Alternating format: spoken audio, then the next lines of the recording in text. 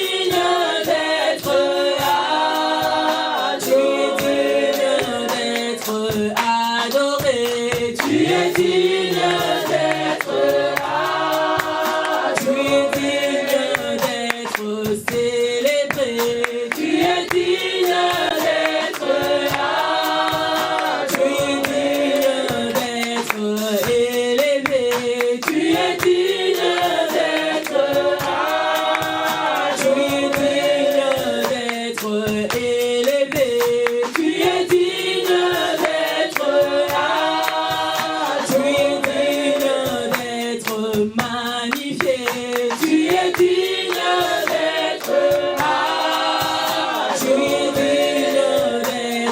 célébré, tu es digne d'être adoré, tu es digne d'être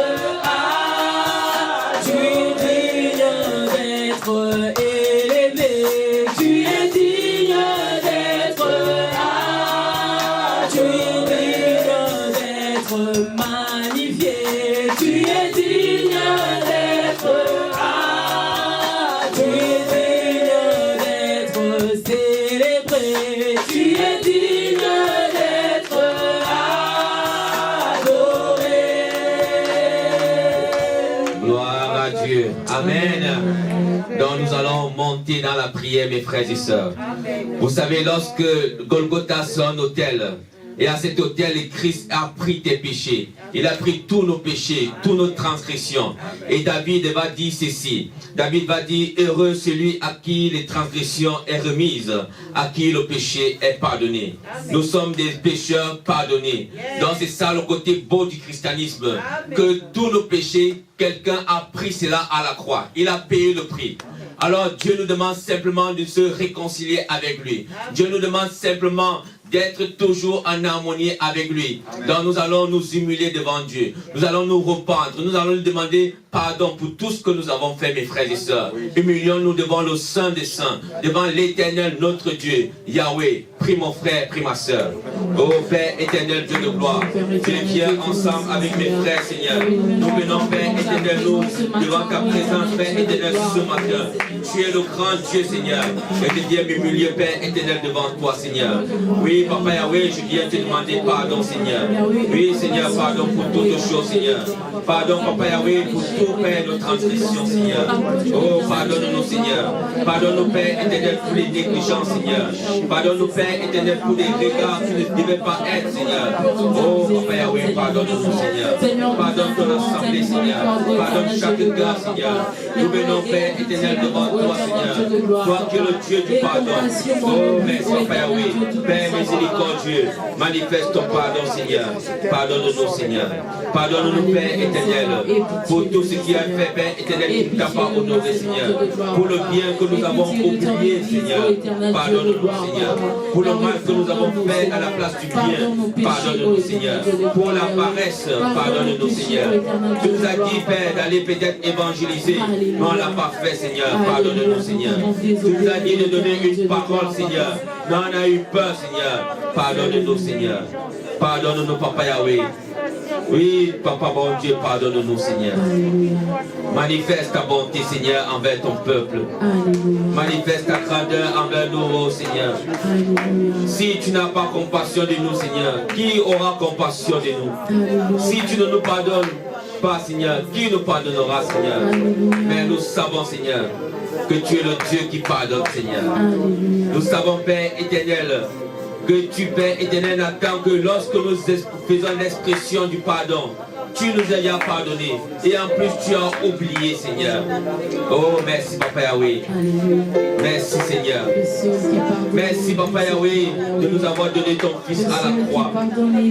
Oh, merci, Seigneur. Oui, Seigneur. Nous nous humilions devant toi, Seigneur. Oui, Papa Yahweh, merci. Merci pour ton pardon. Merci Jésus. Merci Jésus. Merci de nous pardonner, Seigneur. Merci Papa Yahweh, merci. Que ta grâce, ta faveur soit sur nous, Seigneur. Que ta grâce de pardon soit sur nous, Seigneur. Que Papa Yahweh, les cœurs soient réconciliés avec toi, Seigneur, encore ce matin, Seigneur. Oui, Seigneur. Nous nous réconcilions avec toi encore ce matin, Seigneur. Oui, Papa Yahweh. Merci, Seigneur. Merci pour la croix. Merci pour la croix, Jésus. Merci, Jésus, d'avoir accepté d'aller sur la croix pour prendre sur toi tous nos péchés. Merci, Jésus.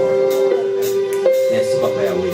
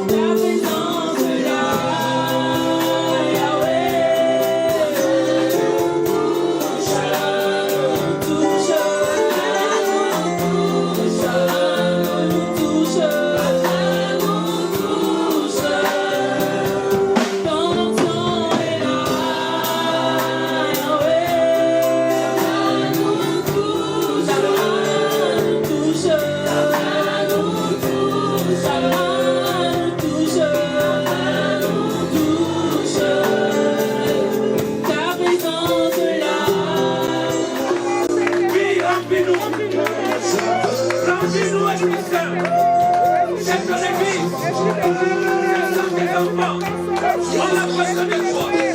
On y va.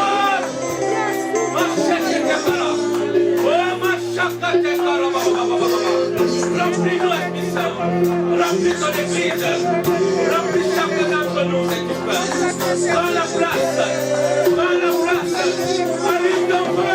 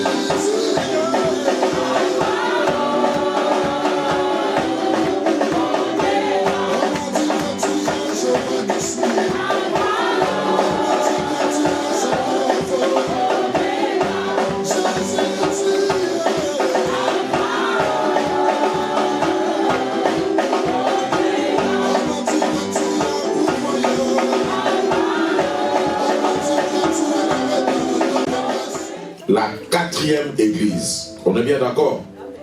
Donc il y a au moins 7 églises. Et aujourd'hui nous allons parler de la quatrième église qui est l'église de Thyatire. Donc la 6-2 à partir du verset 18 jusqu'au verset 25.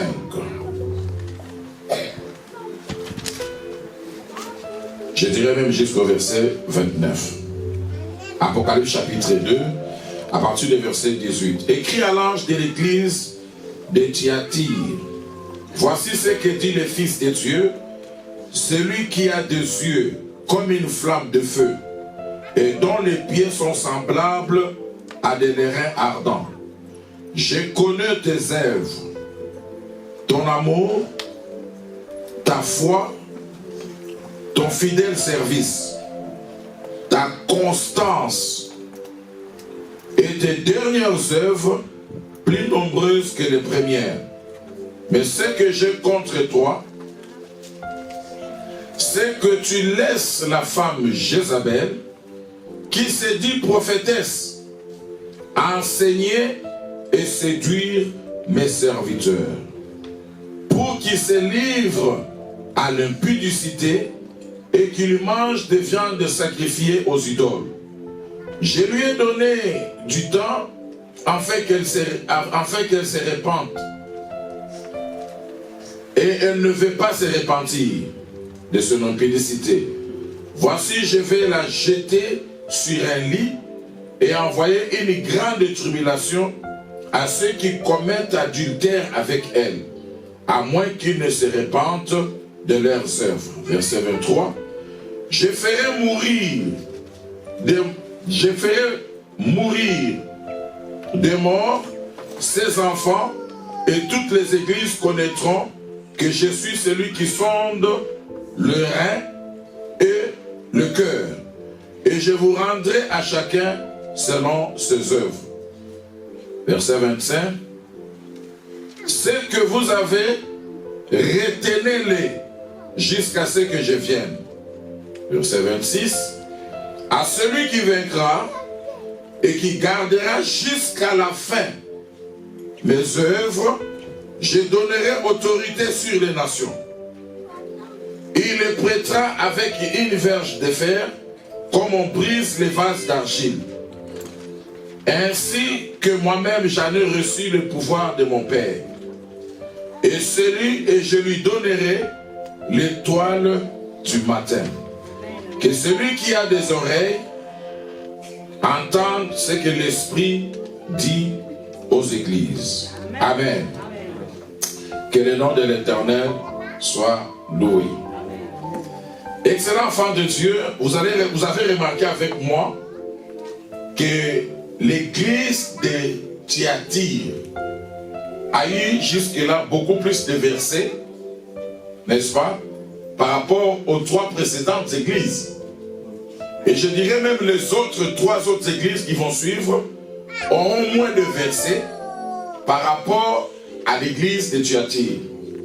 J'étais en train de relire toutes les 7 églises hier, et j'ai vu que l'église de Thyatire a beaucoup plus de versets. Elle a beaucoup de versets par rapport à d'autres églises. Et pourtant, d'autres églises, comme l'église d'Éphèse, c'était la plus grande église. L'église d'Éphèse, à l'époque où Timothée la dirigeait, elle avait environ 10 000 membres. Frères et sœurs, 10 000 membres, c'est une grande église. En France, je n'ai pas encore vu une église comme ça. Il n'y en a pas. Il n'y a pas une église. Aux États-Unis, il y en a. Mais ici, en France, je n'ai pas encore vu. En Afrique, partout ailleurs, il y a des églises de 13 000. J'ai eu l'opportunité de prêcher dans une église de 13 000 membres en Bujimaï. Amen. Qu'est-ce que je voulais vous dire? C'est une petite église qui se trouve dans une petite ville. Thyatire n'est pas une grande ville, c'est une petite ville, et la majorité des gens qui partaient dans d'autres villes, comme Éphèse, comme Pergame, ils passaient toujours par Thyatire. Vous comprenez? Donc c'était une petite cité, mais les gens qui devaient aller dans des grandes villes étaient obligés de passer par Thyatire. En d'autres termes, c'était comme une église des immigrés, des immigrants. Aujourd'hui, si vous partez, vous avez vu le pasteur Freddy, mon ami le pasteur Freddy Lusangu, qui est passé vous prêcher, c'est qui revenait de l'Athènes, la Grèce. Il y a aussi d'autres amis pasteurs qui ont des églises à Istanbul, en Turquie. Les pasteurs qui sont en Turquie et en Grèce, ils subissent ce mouvement que l'église de Thyatire avait. La majorité des gens qui viennent là-bas, ils sont souvent des passages. Ils passent par la Turquie pour venir dans l'espace Schengen. Et comme il y a la facilité de traverser par la mer Égée, d'arriver en Grèce, quand ils arrivent aussi en Grèce, ils disent que non, ce n'est pas ici notre finalité. Non, notre finalité c'est l'Allemagne, la Belgique, l'Italie, la France, et je ne sais pas pourquoi ils cherchent ces pays-là. Je ne sais pas moi, quelqu'un qui peut être par exemple en Grèce, va chercher à venir en France. Je ne sais pas qu'est-ce qu'on va venir chercher en France avec toutes ces lois. Vous-même vous êtes, je ne vais pas entrer là-dedans. S'il vous plaît, épargnez-moi de ça. Amen. Amen. Alors, dans l'église de Thyatire, retenez que c'était une petite ville, d'où une petite église aussi. Alors, comme c'était une petite église, une petite ville, il y avait des laissés-aller. Les pasteurs se mettent en tête, les pasteurs qui dirigent les petites églises, ils se mettent en tête, on ne peut pas mettre beaucoup d'interdits, de peur que les gens ne puissent encore, le petit nombre qu'on a, qu'ils puissent encore se décourager et partir. Alors, ils refusent d'apporter des enseignements durs, ils refusent d'apporter beaucoup d'interdits. Ce qui fait que dans l'église de Thyatire, il y avait beaucoup de laisser-aller. Contrairement à l'église d'Éphèse, à l'église de Smyrne, à l'église de Pergame. Dans toutes ces églises que je viens de citer, nous avons vu certaines doctrines que Jésus les a reprochées, n'est-ce pas? On a vu par exemple à l'église d'Éphèse, il les a reprochés de la doctrine des Nicolaïtes. Je ne vais pas entrer là-dessus parce que je prépare un examen que je dois donner aux étudiants de me parler sur ces doctrines-là, les différentes doctrines. La doctrine des Nicolaïtes. À l'église de Smyrne, il a parlé des gens qui se laissaient entraîner par la doctrine de Balaam. Nous avons étudié la doctrine des Nicolaïtes, nous avons étudié la doctrine de Balaam, mais maintenant ici, il nous parle de la doctrine de Jézabel. Il y a beaucoup de choses à dire, à partager avec vous là-dessus. Frères et sœurs, dans toutes ces églises d'Éphèse, de Smyrne et de Pergame, Jésus les a encouragés en disant, je sais que tu as discerné, tu as éprouvé ceux qui se disent apôtres et qui ne le sont pas. Tu les as trouvés menteurs. Vous voyez? Donc c'était une église où il y avait le discernement. Ils arrivaient à discerner que ça, ce n'est pas un bon enseignement et ils rejetaient directement les mauvais enseignements. Il y avait de mauvaises pratiques, ils condamnaient ces mauvaises pratiques. C'est exactement ce que la Bible nous demande dans Ephésiens chapitre 5, verset 11. La Bible dit ceci, double responsabilité. Ne prenez pas part aux œuvres infructueuses des ténèbres. Ça, c'est la première responsabilité. La deuxième responsabilité, condamnez-les. Aujourd'hui, nous vivons à une époque où les gens ne veulent pas de remarques, où les gens ne veulent pas de reproches, où les gens ne veulent pas qu'on puisse les réprimander. Et ils tombent facilement dans les pièges de l'ennemi. Paul dit à Timothée, et il nous exhorte aujourd'hui, ne prenez pas part aux œuvres infructueuses des ténèbres. Les œuvres infructueuses des ténèbres, c'est les murmures, c'est les critiques, c'est l'impudicité, la fornication, c'est l'ivrognerie. Toutes ces œuvres ténébreuses, nous ne devons pas prendre part à cela. C'est-à-dire, nous ne devons pas acclamer cela. Et de deux, nous devons non pas seulement prendre part, mais nous devons aussi les condamner. Chers étudiants de l'école de ministère, chers ambassadrices, ambassadeurs, ayez le courage de condamner le mal. Ayez le courage. La Bible déclare, nous n'avons pas de pouvoir contre la vérité, mais nous en avons que pour la vérité. Ayez le courage de proclamer la vérité. À cause de la vérité, le Fils de Dieu a été crucifié à la croix. Il dit, je suis venu rendre témoignage à la vérité. Pour rien au monde, il ne pouvait céder à cela. Il est venu rendre témoignage à la vérité. Parlons de la ville de Thyatire. C'était une petite ville, comme je l'ai dit, qui conduisait par Pergame et qui conduisait aussi dans d'autres villes telles que Éphèse.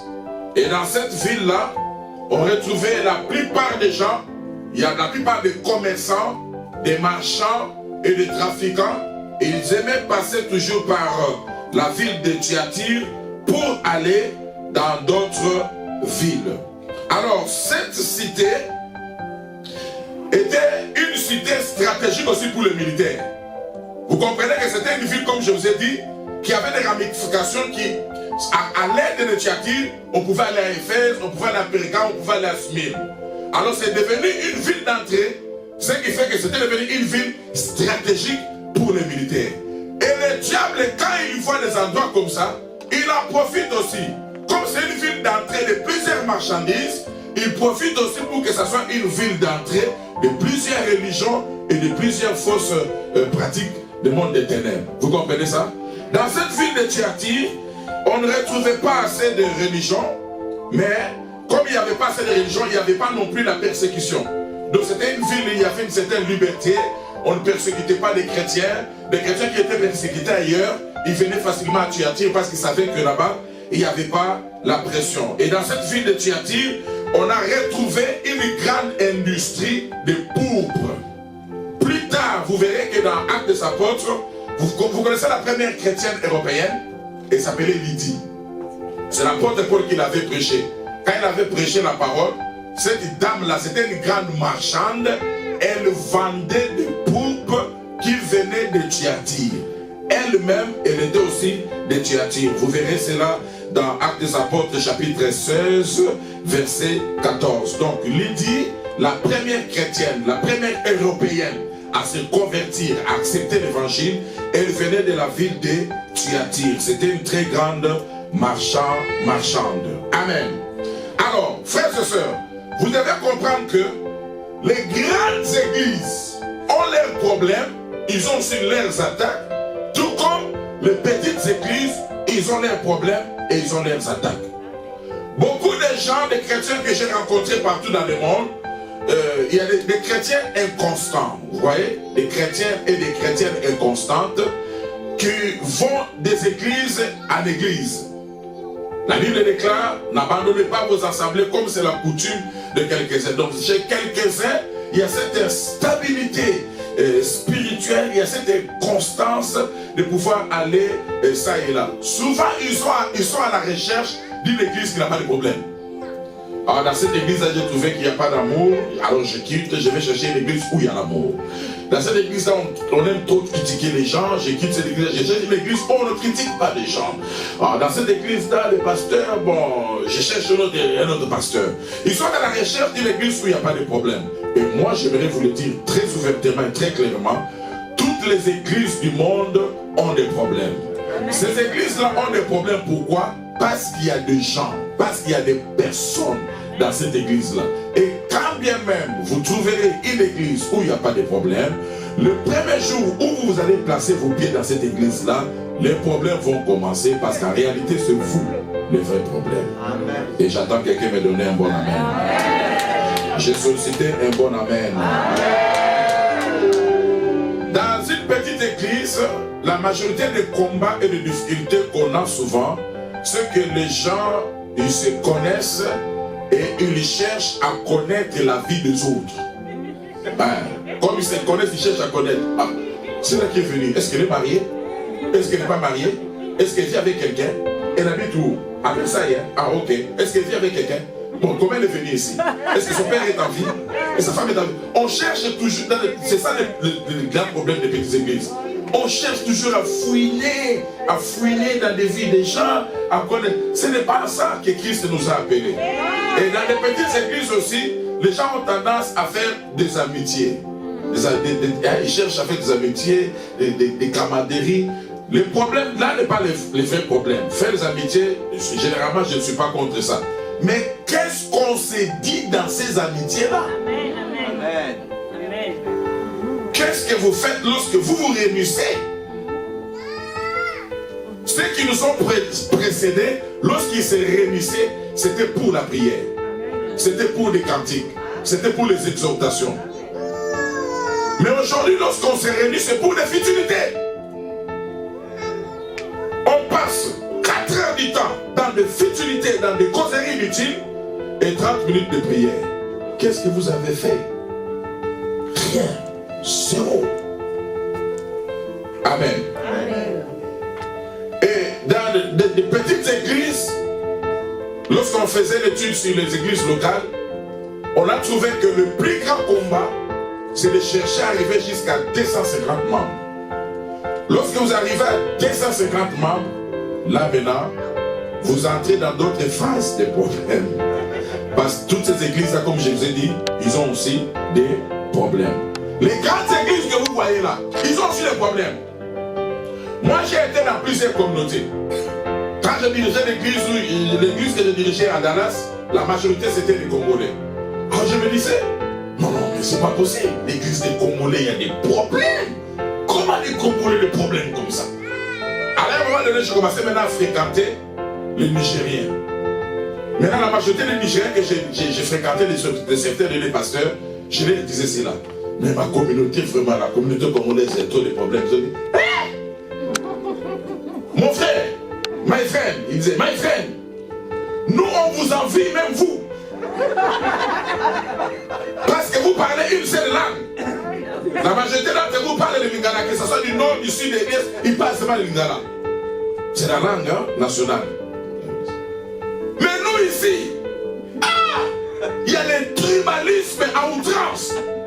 Les Ibo, ça c'est une tribu. Les Ibo, les Yoruba, les gens de Delta, les gens de Benin City, il dit lorsqu'on se retrouve, c'est des guerres entre nous. Parce qu'il y a des groupuscules de gens qui se forment selon les origines des provinces d'où ils viennent. Alors on s'est dit, mais les Congolais sont bien. Je me suis dit, d'accord. Je suis parti dans la communauté ivoirienne.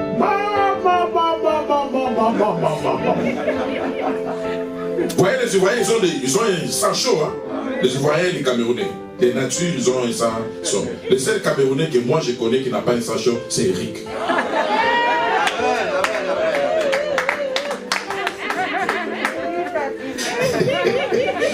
Il ne faut pas aller le provoquer.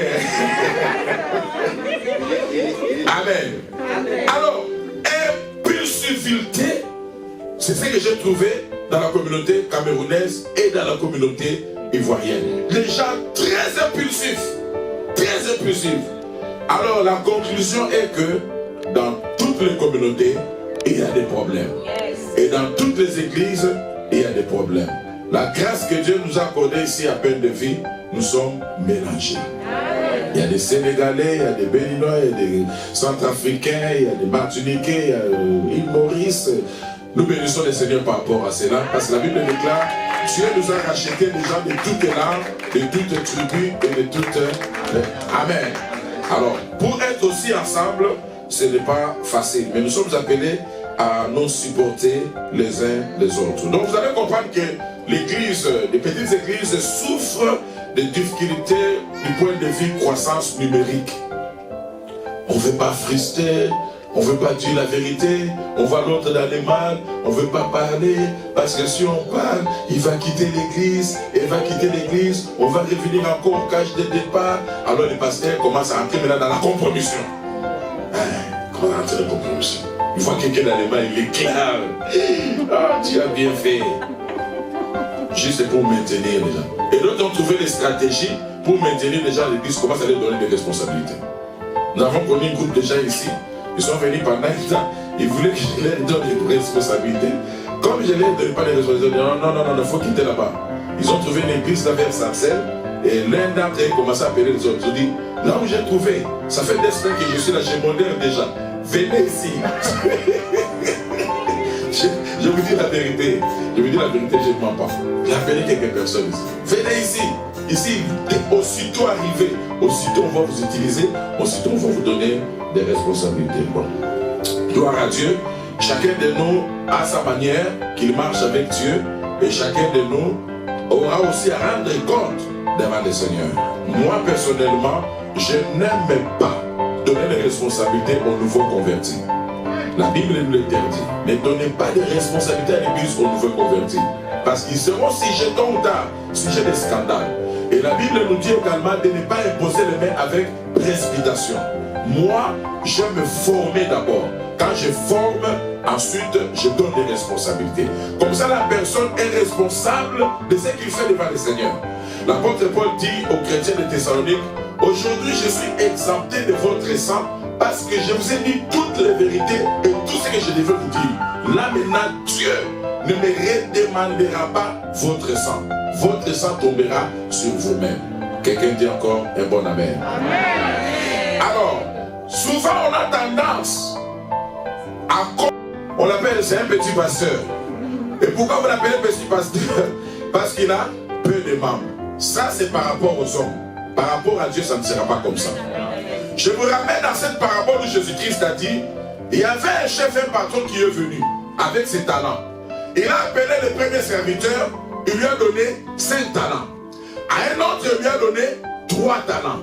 À un autre, il lui a donné 2 talents. Et au dernier, il lui a donné 1 talent. Amen. Devant les hommes, vous allez penser que celui à qui on a donné 5 talents ou 3 talents, il est supérieur à celui qui a 2 talents ou 1 talent. Ça, c'est par rapport aux hommes. Mais par rapport à Dieu, ce n'est pas comme ça qu'il va le juger. Par rapport à Dieu, il va le juger en tenant compte qu'est-ce que tu as fait de ce qui t'avait été donné. Nous avons des capacités différentes, frères et sœurs.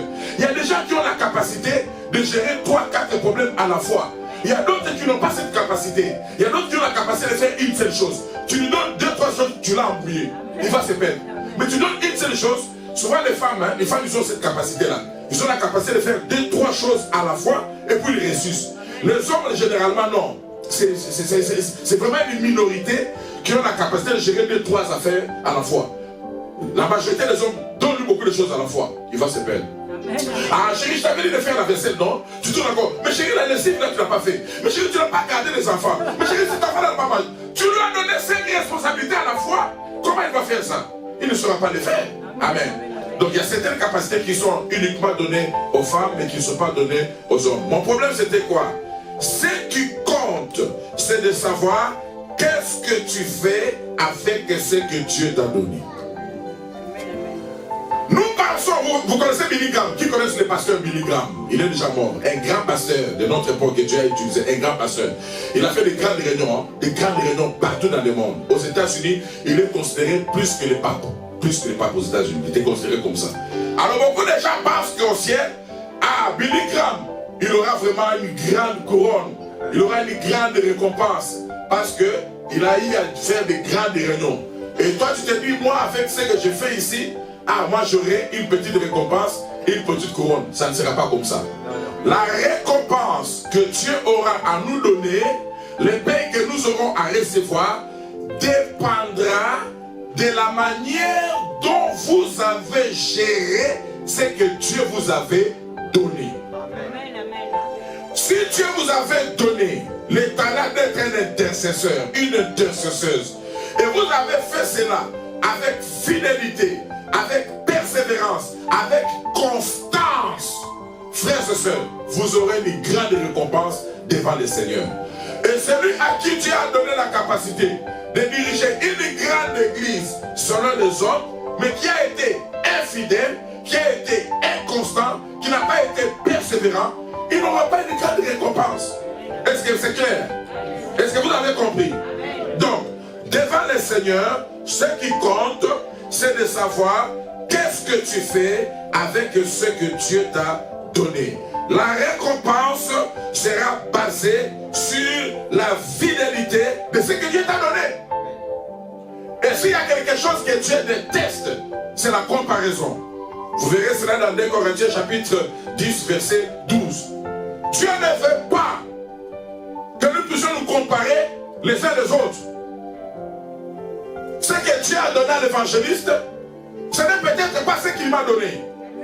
Et ce qu'il m'a donné, ce n'est peut-être pas ce qu'il a donné au pasteur Niven. Ce qu'il a donné au pasteur Niven, ce n'est peut-être pas ce qu'il a donné au pasteur Alain Joseph. Vous comprenez? Donc, ce que Dieu a donné à l'un tout comme à l'autre est différent. C'est pourquoi même nous sommes différents. Amen. Et Dieu est dans cette diversité. Alors, comparer Paul à Apollos, comparer Apollos à Silas, c'est vraiment une très grosse erreur. N'acceptez pas qu'on vous compare à qui que ce soit. Dites cela à votre voisin.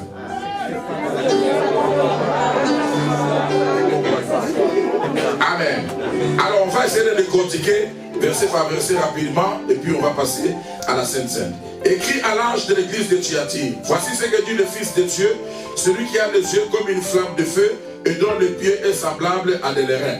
Lorsque j'avais dit ça à l'introduction de le livre de l'Apocalypse, lorsque Jésus se présente comme celui qui a le yeux comme les flammes de feu, c'est-à-dire il voit partout.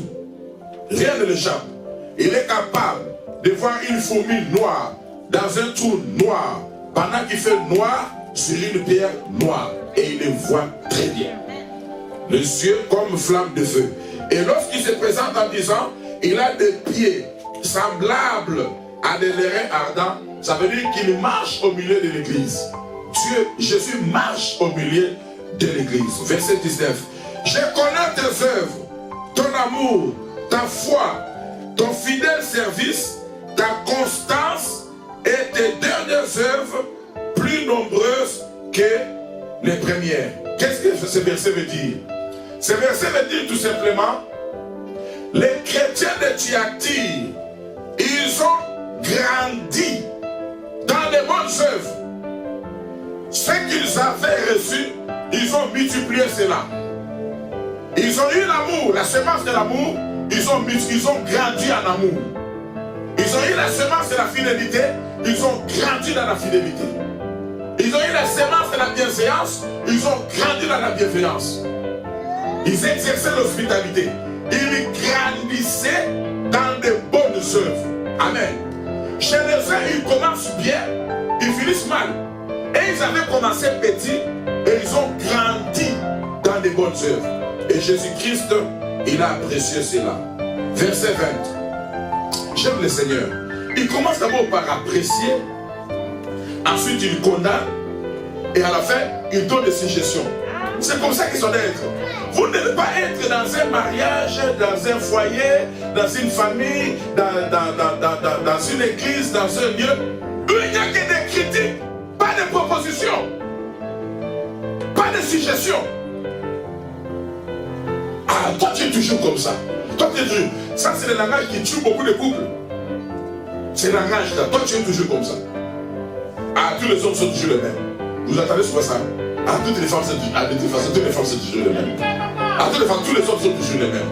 Ah, toi tu es toujours comme ça. Ah, toi tu ne changes pas. Toi tu es toujours comme ça. Ces langages-là, ça va détruire votre couple. Ça va détruire votre famille. Alors quand tu apportes des critiques, sois prêt aussi pour apporter des suggestions et des critiques. Amen. Alors au verset 20, il dit, mais ce que j'ai contre toi, c'est que tu laisses la femme Jézabel. En grec, j'avais lu ça. En grec, on ne dit pas tu laisses la femme Jézabel. En grec, on dit tu laisses ta femme Jézabel. Tu laisses ta femme Jézabel qui se dit prophétesse, enseigner et séduire mes serviteurs. Frères et sœurs, ici, Dieu, la Bible n'est pas contre le ministère de la femme. Dieu n'est pas contre que la femme puisse enseigner. Nous croyons de la même manière que Dieu utilise l'homme, Dieu peut utiliser également la femme. J'entends toutes les sœurs dire amen. De la même manière que Dieu utilise les hommes, Dieu peut utiliser aussi les femmes. Amen. Il ne fait pas la discrimination. Nous croyons au ministère de la femme. Mais le problème ici, c'est lequel? On nous parle de la doctrine de Jézabel. Jézabel, dans l'Ancien Testament, elle était la femme du roi Akab. C'est-à-dire que pendant longtemps, le diable cherchait comment contrôler Israël, comment dominer Israël, comment manipuler Israël, comment infiltrer Israël, comment pousser Israël à l'impudicité et à l'idolâtrie. Alors, comme il ne voyait pas de porte d'entrée pour diriger, manipuler, contrôler Israël, il s'est arrangé, le diable, pour donner à Akab une femme capable de la sujettir. Jézabel, elle était belle de figure, belle de taille. Jézabel, très intelligente. Jézabel, elle a la capacité d'enseigner. Elle avait cette faculté-là d'enseigner. Mais Jézabel, c'était quoi? Comme la Bible nous dit, l'homme n'est pas le maître de son corps. C'est la femme qui est le maître du corps de l'homme, hein, pour les marier. Tout comme la femme aussi n'est pas le maître de son corps, c'est l'homme qui est le maître de son corps. Alors il voulait passer par là pour dominer et contrôler son mari. Jézabel savait qu'en maîtrisant mon mari, qu'en contrôlant, qu'en dominant mon mari, je vais contrôler et diriger tout Israël, parce que mon mari, il est roi. Est-ce que vous comprenez ça? C'est ça, c'est comme ça que le diable agit. Son objectif, c'est Israël. Il passe par la femme appelée Jézabel, qui va diriger l'homme, qui va manipuler l'homme, qui va contrôler l'homme, je continue, qui va dominer l'homme. Tous les couples dont la femme domine, c'est un couple maudit. Amen.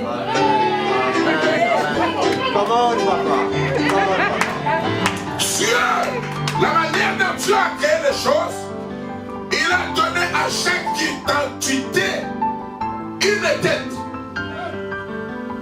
Un corps qui a plusieurs têtes, c'est un monstre. Et vous savez ces corps-là, les dragons, les serpents ont plusieurs têtes. Un corps, que ce soit le corps d'un animal, que ce soit le corps des êtres humains, que ce soit le corps des êtres spirituels, doivent avoir une seule tête. Amen. Lorsque vous verrez un corps avec plusieurs têtes, c'est déjà un monstre. Amen. Vous voyez les enfants là qui naissent, la tête ici, la tête là-bas, tout ça. C'est des monstres, c'est des maudits. La science peut expliquer ce que le. Moi je vous dis que c'est des maudits. C'est le résultat de la malédiction. Amen, amen. Un truc comme ça, vous remarquez ça déjà. Les mariés et les futurs mariés. La technologie est déjà très avancée. Vous remarquez, le médecin vous dit déjà que non, ce que vous avez dans votre ventre là, on voit déjà 3 têtes et 4 têtes. Dites au médecin enlevez ça le plus rapidement possible. Amen. Je vous autorise. Amen. Comment je vais avoir un enfant avec 3 têtes, s'il vous plaît? 3 têtes, comment je vais gérer ça? C'est un monstre. La même chose également dans le couple. Dieu a voulu que dans la famille, que le chef soit le mari. Amen. Il n'y a pas de discussion à faire, il n'y a pas de masturbation de la femme là-bas. C'est le mari le chef. Amen. C'est le mari la tête. Amen. C'est le mari le dirigeant. Amen. C'est le mari le patron. Amen.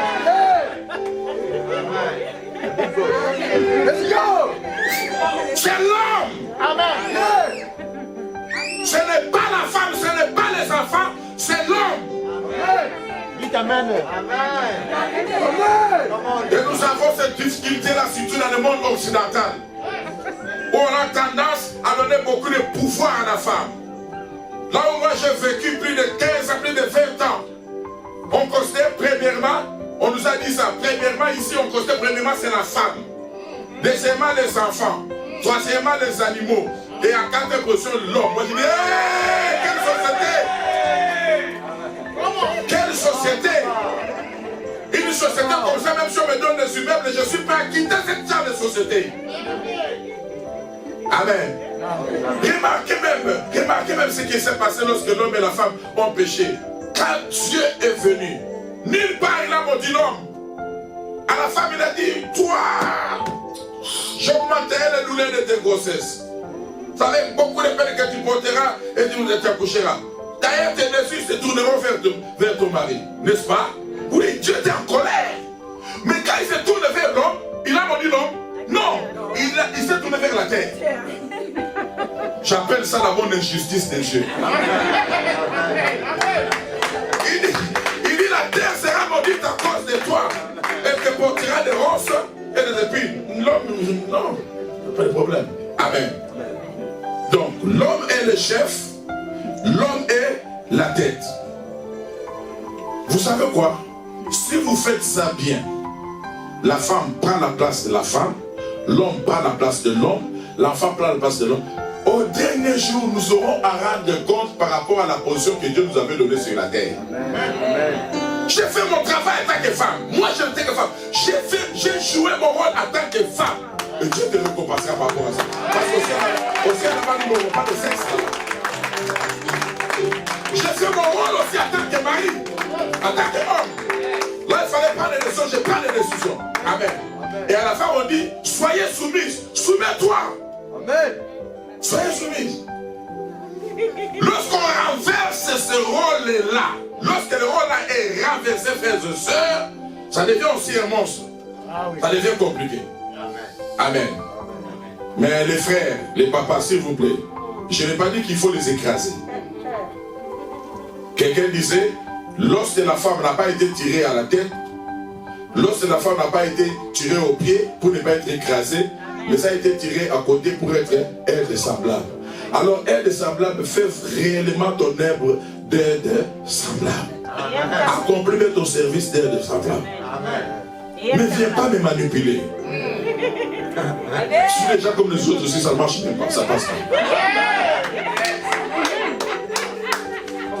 Oui, déparez la culture d'abord. Hein? Maman Esther dit amen.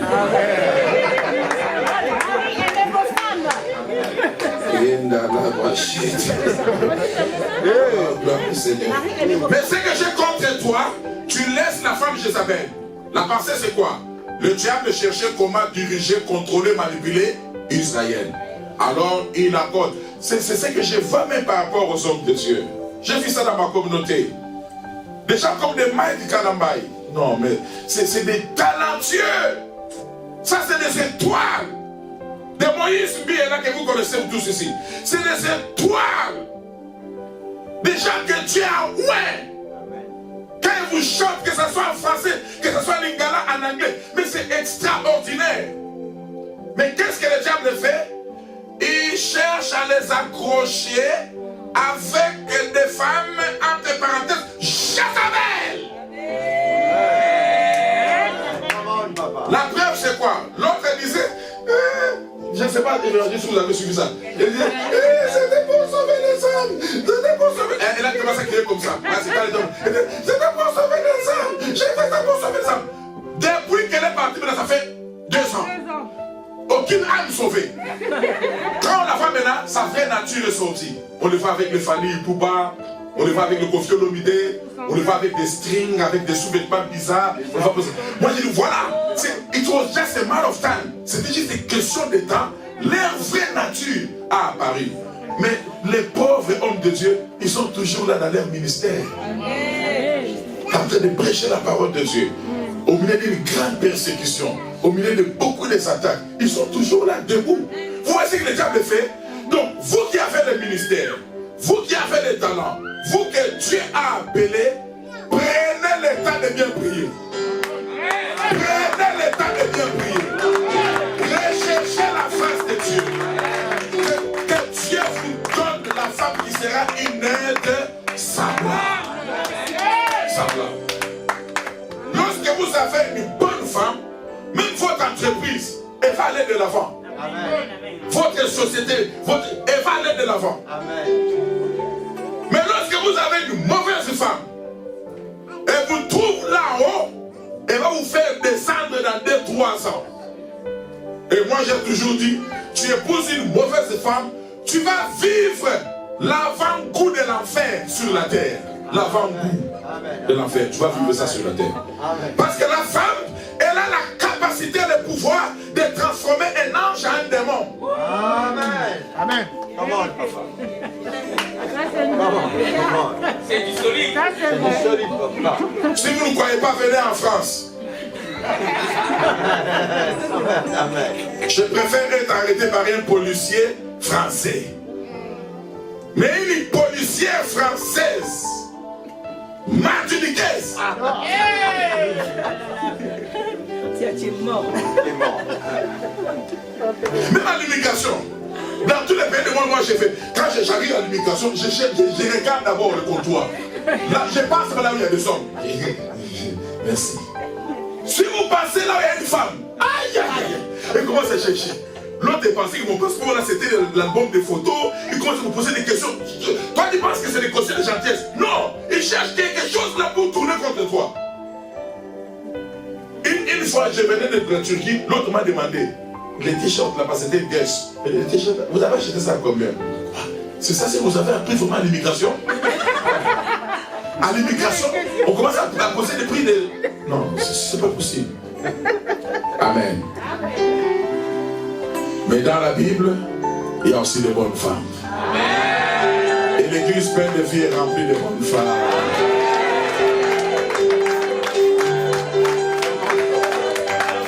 Gloire au Seigneur. Je connais ton amour, je connais tes œuvres, je connais ta fidélité, je connais ta constante. Donc, il y a eu la croissance au niveau de leur productivité, productivity. Amen. Ils ont commencé à évoluer dans cela. Jézabel a contrôlé Israël et finalement elle est venue avec les dieux étrangers. À cause de Jézabel. Parmi ces dieux-là, il y avait Astarté, il y avait Baal. Et il avait des moyens pour pouvoir même soutenir les serviteurs de Baal et d'Astarté. Et en cela, il a commencé à vouloir contrôler Israël. Amen. Une femme qui est appelée à exercer le ministère ou à enseigner, tant qu'elle est soumise à son mari, il n'y aura pas de problème. Mais il y a d'autres, quand vous passez dans les réseaux sociaux sur YouTube, vous voyez seulement leur manière de parler, vous sentez l'impulsivité. L'impulsivité. Alors dans cette impulsivité-là, c'est ce qu'elle manifeste même à la maison. Il y a des femmes comme ça. Vous discutez avec elle, vous vous querellez, elle ne vous accorde pas la chance de placer un mot. Quand elle commence à parler, je me demande, est-ce que la femme, elle a des croiseurs de salive ou pas? Alors vous regardez sur le cœur ici, il y a des salives qui ne sont pas cachées là-bas. Parce qu'elle n'a pas le temps de ça parler. Et tout le qui sait pas la salive là-bas, toi tu vas apprendre, je sais pas comment ça parle.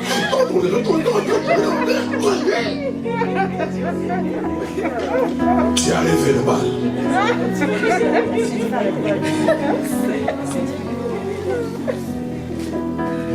Vous verrez que dans la Bible, la plupart des fois on a parlé de faux enseignements. Non, la plupart des fois on a parlé de l'impudicité et de la fornication. Ça commence toujours par des faux enseignements. Les gens qui se sont égarés, ils tombent toujours dans l'impudicité et puis l'idolâtrie. J'aimerais qu'on lise 2 Pierre chapitre 2. Il y a beaucoup de choses à dire dans cette église de Thyatire. Le Seigneur nous donne le temps. 2 Pierre chapitre 2, premier verset.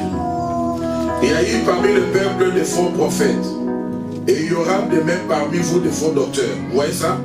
Des faux prophètes, des faux docteurs, qui introduiront des sectes pernicieuses et qui réunira les maîtres qui les a rachetés, attireront sur eux une ruine soudaine. Plusieurs ne souffront dans leur dissolution, et la voix de la vérité sera calomniée à cause d'eux. Quelqu'un voit ça? Quelqu'un voit ça? Vous allez continuer à faire la lecture chez vous à la maison. On continue au verset 14. Il dit: ils ont les yeux pleins d'adultère et macabres de péché. Ils amancent les âmes mal affermies. Ils ont les cœurs exercés à la cupidité. Tout c'est pour l'argent. Et ce sont des enfants de la malédiction. Après avoir quitté le droit chemin, ils se sont égarés en suivant quoi? La voie de Balaam, fils de Péor. Est-ce que je vous ai enseigné sur la doctrine de la voie de Balaam? Oui. Qui aima le salaire de l'iniquité, mais qui fut repris par la transgression, une ânesse muette faisant entendre une voix d'homme, arrêta la démence du prophète. La démence, c'est quoi? La démence, c'est le changement de personnalité. La démence, c'est un comportement inapproprié. Il changea directement ces choses-là. Et Dieu était contre toutes ces choses. Et plus tard, il va parler aussi de la doctrine de Jézabel. Amen.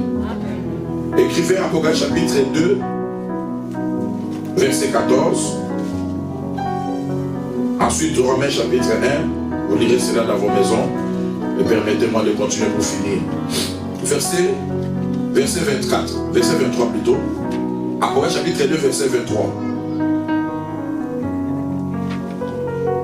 Je ferai mourir de mort des enfants, et toute l'église connaîtront que je suis celui qui sonde le rein et le cœur.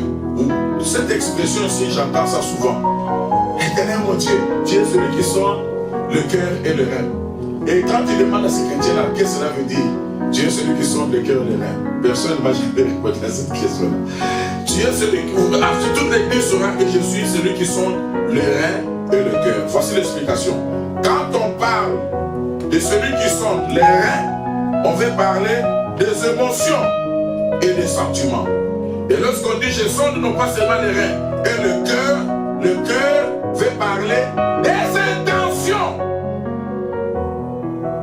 C'est-à-dire, Dieu ne juge pas seulement les actes, les œuvres que nous posons, Dieu juge aussi les intentions.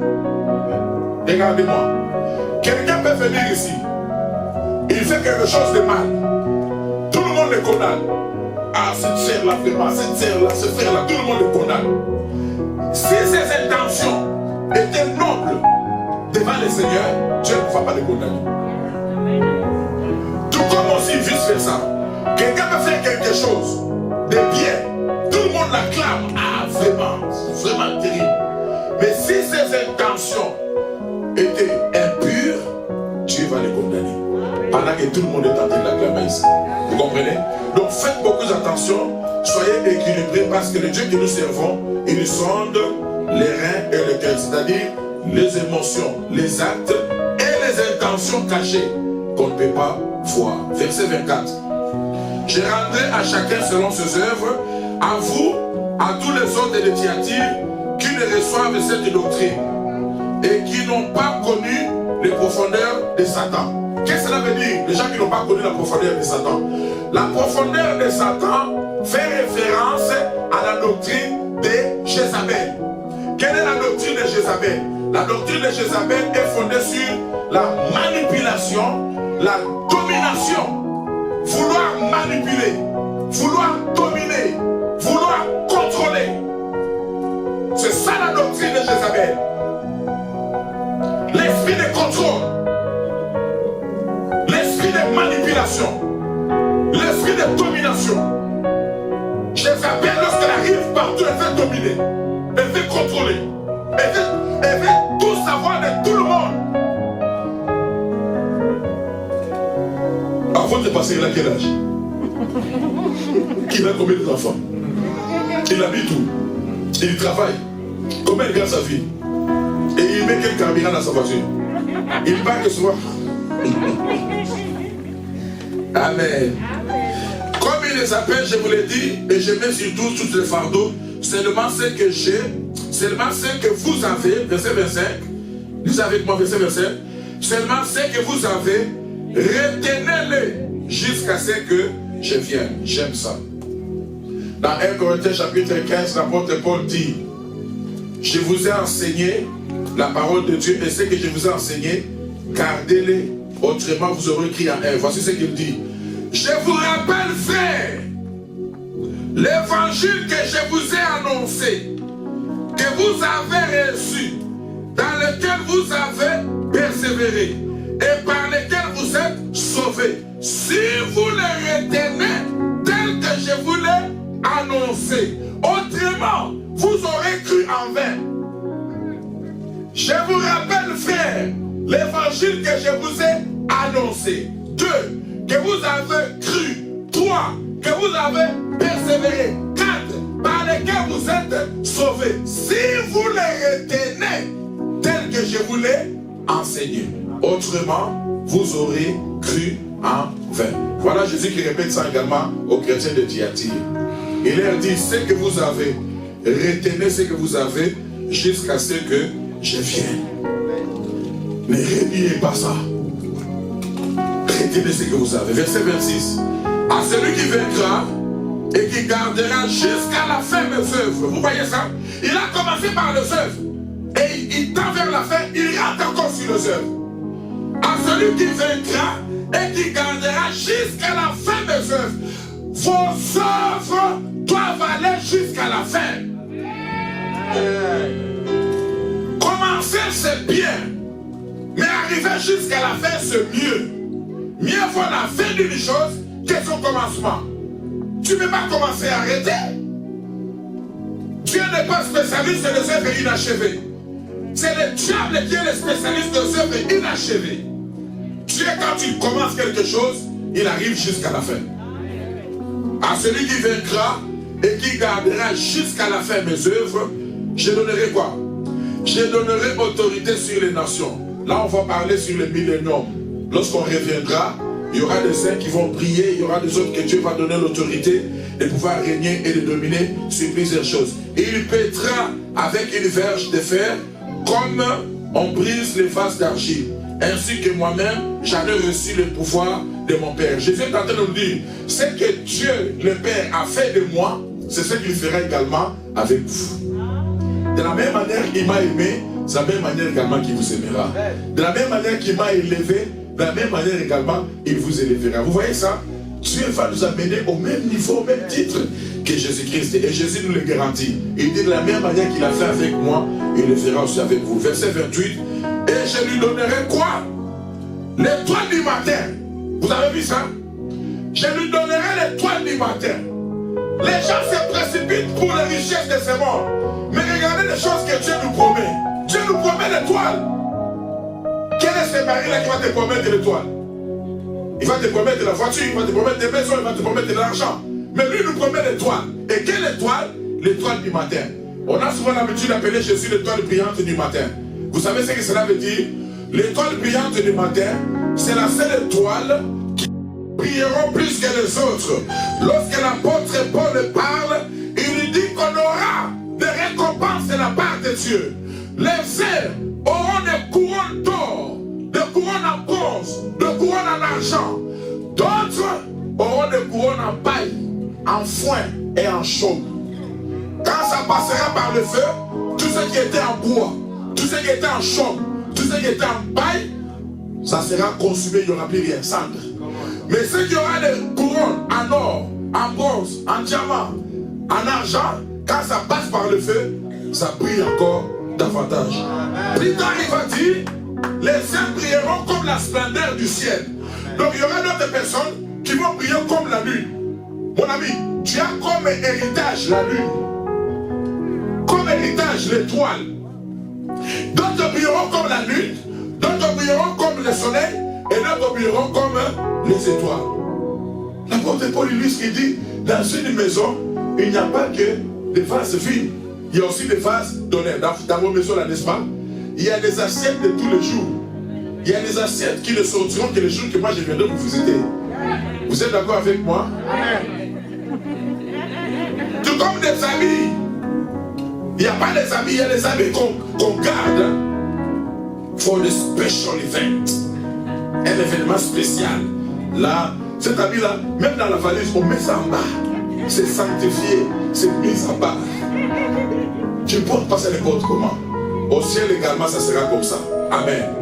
Alors le vœu de mon cœur et le souhait de Dieu, que nous puissions briller comme la splendeur du ciel. En observant ces choses, nous brillerons comme les étoiles du ciel. En observant des choses, Jésus nous les promet. Il dit, je lui donnerai l'étoile du matin. Verset 29, que celui qui a des oreilles entende ce que l'Esprit dit aux églises. Donc ce n'est plus seulement à l'église de Thyatire, mais Dieu parle maintenant à nous aujourd'hui. Avez-vous été bénis par la parole de Dieu? On acclame l'Éternel pour son amour, pour ses bontés, pour sa grâce. C'est un Dieu bon, un Dieu grand, un Dieu redoutable. Que Dieu bénisse sa parole. Amen. À partir du verset 23, l'apôtre Paul dit ceci. Car j'ai reçu du Seigneur ce que je vous ai enseigné, c'est que le Seigneur Jésus, dans la nuit où il fut livré, prit du pain. Et après avoir rendu grâce, le rompit et dit, prenez, mangez. Ceci est mon corps qui est rompu pour vous. Faites ceci en mémoire de moi. De même, après avoir soupé, il prit la coupe et dit, cette coupe est la nouvelle alliance à mon sang. Faites ceci à mémoire de moi toutes les fois que vous en boirez. Car toutes les fois que vous mangez du pain et vous buvez cette coupe, vous annoncez la mort du Seigneur jusqu'à ce qu'il vienne. Amen. C'est la coupe de la nouvelle alliance que Dieu nous a donnée au travers de son Fils Jésus. Le sang des boucs, de taureaux ne pouvait pas nous racheter.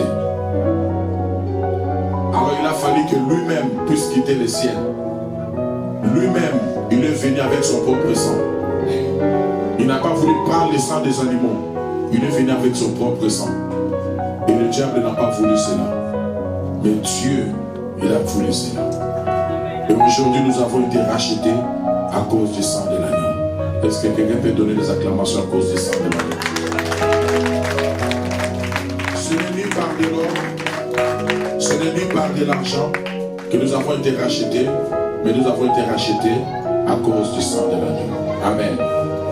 Aujourd'hui, nous allons passer à la table du Seigneur. Je vais vous inviter à vous tenir debout.